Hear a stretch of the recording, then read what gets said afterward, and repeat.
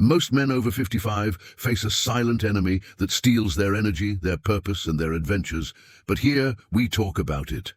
Subscribe, because breaking the silence starts together. No one prepares you for the silence after 55. Not the books you read, not the career you built, not even the family you raised. One day, without warning, you notice that the house sounds different. The clock on the wall seems louder than it used to. The chair at the table feels heavier when it's empty. And the phone, well, the phone doesn't ring as much as it once did. If you know what I'm talking about, then you already feel it in your bones. Retirement takes away not just your schedule, but the purpose that got you out of bed every morning. Kids grow up and move on, building their own worlds where you're more of a visitor than the center. Friends who were once a call away begin to drift. Some too busy, some too far, some gone forever. It's not weakness to admit it hurts. It's not failure to admit you sometimes sit in that quiet room and wonder what happened to the man you used to be. It's human, and you are not the only one. Thousands of men across the world carry the same weight in silence, hiding it behind polite smiles, tough faces, or a routine that no longer excites them. You see, no one tells you that adventure doesn't only die on the battlefield or in the office. Sometimes it dies in the living room under the steady tick of a clock that reminds you of everything you're no longer doing. You once fought for progress, for family, for success. Now the fight feels different. It's against emptiness. And this enemy doesn't shout. It whispers. Picture this. A dark window at night reflecting back a man who isn't sure where the years went. A kitchen table where the same chair sits empty, day after day. A dusty set of tools in the garage that once built dreams, now untouched. These are not dramatic scenes from a movie. They are everyday details that quietly tell you life has changed, and not all the changes feel fair. But here's the truth. You are not broken. You are not weak. You are not less of a man because the silence weighs heavy. The fact that you feel it means you are alive, aware, and still capable of searching for more. The worst thing you could do right now is pretend that nothing is happening, because silence grows when we don't name it. So if you've ever sat in that chair, hearing nothing but the ticking clock and wondering why the world seems to have moved on without you, know this: you're not alone. Many men are fighting this same invisible battle, and the courage begins in admitting it exists. The silence after 55 is real, but it does not have to be the final word in your story. Loneliness doesn't kick down your door. It slips in under it. It borrows your habits, rearranges your days, and speaks in a voice that sounds a lot like your own. It says, "Stay home," when you meant to go out. It says, "Tomorrow," when you planned on today. It tells you the chair by the window is more comfortable than the road, the trail, the gym, the workshop. And little by little, the man who once chased horizons starts watching them from a distance. You notice it first in the body. Sleep used to be a clean line. You lay down, you rested, you rose. Now it's a patchwork. You wake at 3:17 a.m., stare at the dark window, listen to the clock, and try to guess if the house is breathing. In the morning, your energy is slow to arrive. Your chest feels tight with a weight you can't name. Your shoulders carry what your calendar no longer does. Coffee helps, but only enough to move you from one room to the next. The chair at the table remembers you better than anyone else. It holds you, and then it holds you a little longer. Your patience shortens, not because you're a bad man, but because your reserves are low. When you don't talk to people much, you end up talking to yourself too much, and that inner voice can get sharp. A small mess in the kitchen feels like a big insult. A delay at the bank feels personal. You snap, then regret it. You tell yourself, "I used to be better than this." And you were. You still are. But unused muscles stiffen, and that includes the muscles of connection, listening, laughing, reaching out, giving grace. Here's what's happening in plain language. The brain is a social organ. It wakes up when we rub shoulders with other lives. Without that friction, motivation slides, decisions get sticky. Even simple tasks, calling a friend, fixing a hinge, walking around the block, carry extra weight. You put them off. The house grows quieter. The clock grows louder. The phone learns your silence and stops expecting your touch. It's like rust in a tool that's been left in a damp garage. You can still see its shape. You remember what it can do. The steel hasn't vanished. It's just hidden under a slow, red film. That's what loneliness does to the mind and spirit. It doesn't break you in half. It coats you. It steals energy first, then appetite for new things, then courage. The toughest men you know, veterans, builders, fighters, are not immune. Even iron rusts when it's left alone long enough, and it isn't only about feeling sad. Loneliness shows up as aches that don't have a name, as fog in the morning, as no gas in the afternoon. It raises the body's alarms. Your heart beats harder at small stresses. Your shoulders stay tense all day. Your breathing gets shallow without you noticing. You crave sugar or salt because quick hits feel like company. You skip the walk because the couch says you've earned it. You talk yourself out of invitations. It'll be awkward. They're busy. It's too late to start. Meanwhile, the battery drains 1 unnoticed percent at a time. The day develops a predictable loop. Morning, you plan. Noon, you postpone. Evening, you numb. News, sports, the same show, the same chair. Night, you review the hours and wonder how they got away. The window is dark again. The clock still ticks. The chair is exactly where you left it. And the adventures, the fishing trip, the volunteer project, the course you wanted to take, the weekend visit, stay unbooked.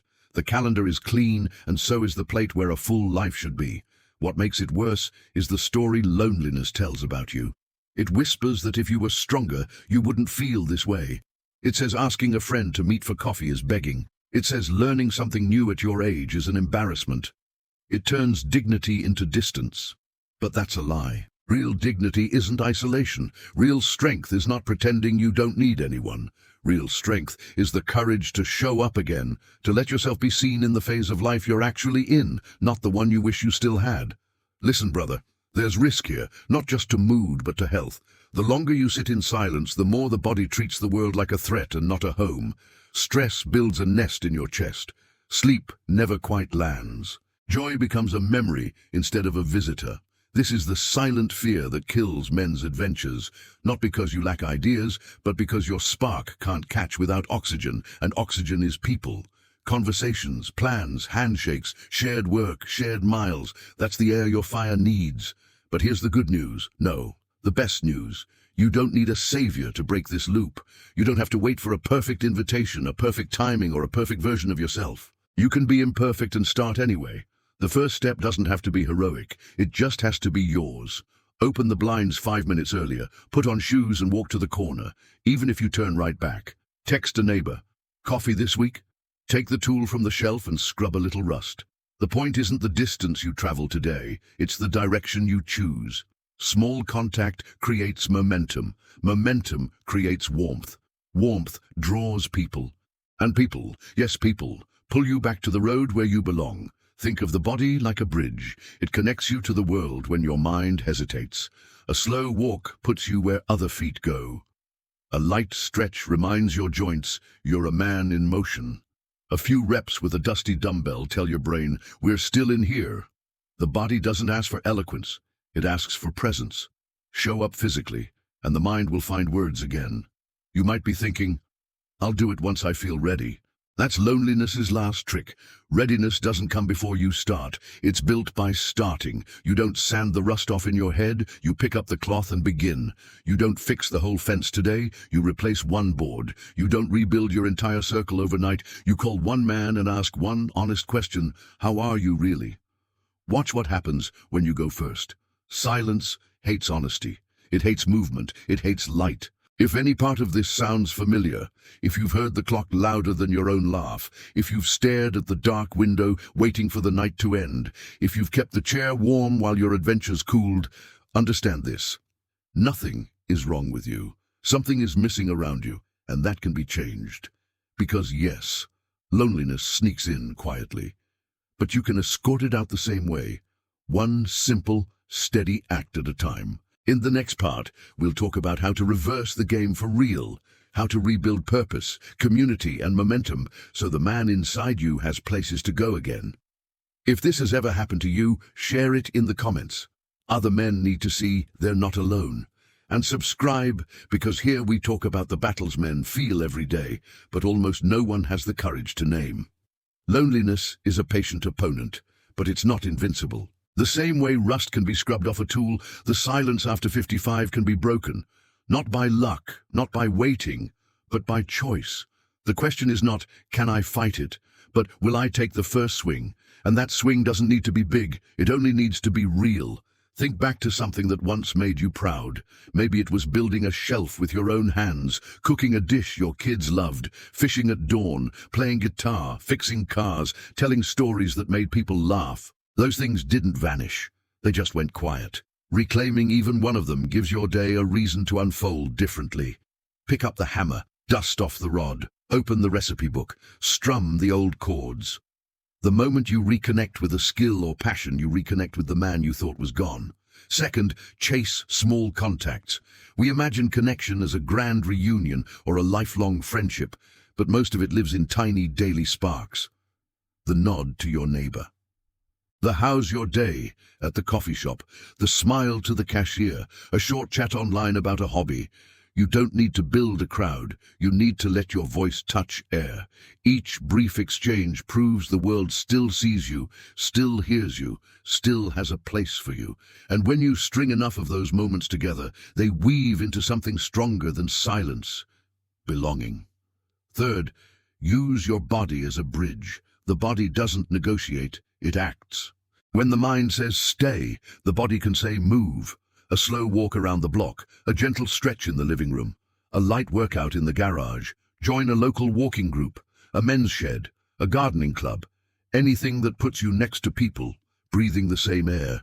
Activity carries its own medicine. The pulse quickens, the lungs open, and suddenly, life feels less like a room and more like a road again.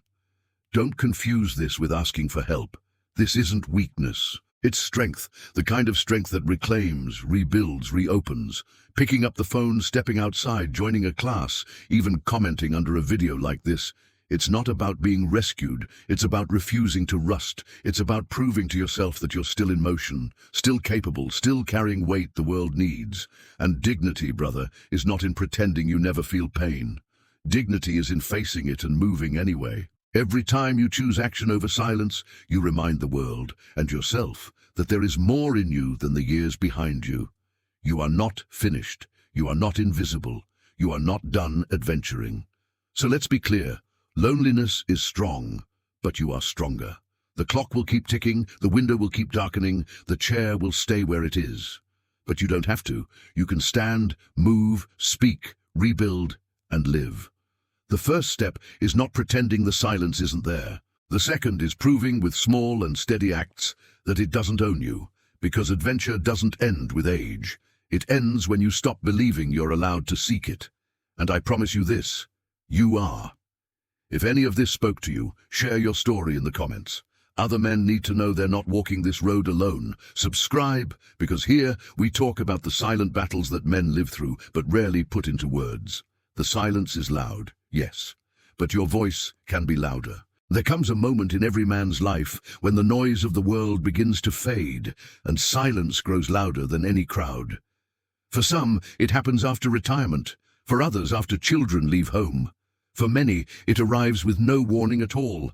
One day, the clock ticks louder, the chair feels emptier, and the window at night reflects a man who isn't sure where his story is heading. But here's the truth.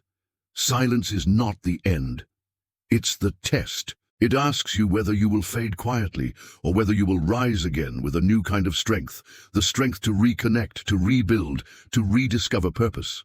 The adventures you thought were behind you, they aren't gone. They're waiting for you to pick up the phone, waiting for you to walk out the door, waiting for you to trust that your best chapters don't have to be your past. They can still be your future.